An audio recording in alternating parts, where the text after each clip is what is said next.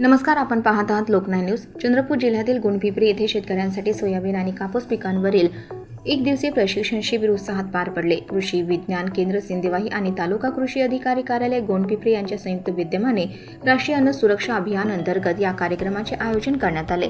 यावेळी कृषी विस्तार तज्ञ डॉक्टर विजय एन सीडाम यांनी शेतकऱ्यांना सोयाबीन पिकाच्या सुधारित लागवड तंत्रज्ञानाचा अवलंब करण्याचे आवाहन केले।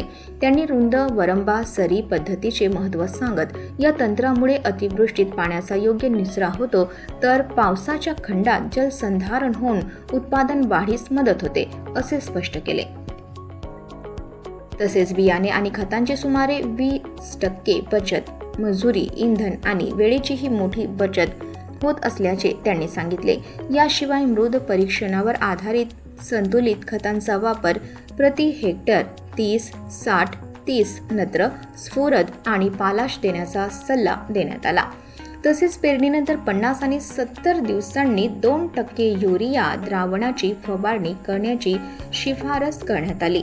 दरम्यान तालुका कृषी अधिकारी सचिन पानसरे यांनी कापूस क्रांती मोहिमेअंतर्गत आधुनिक लागवड तंत्रज्ञान, योग्य अंतर तसेच एकात्मिक कीड व रोग व्यवस्थापनाबाबत शेतकऱ्यांना सविस्तर मार्गदर्शन केले। या कार्यक्रमाला सरपंच ताले, ग्रामपंचायत सदस्य रागेट, कृषी पर्यवेक्षक पेंडोर, कृषी सहाय्यक हरोडे, गडंगीवार, आत्माचे BTM जितू जोडे, कृषी विभागाचे अधिकारी, कर्मचारी आणि परिसरातील मोठ्या संख्येने शेतकरी उपस्थित होते।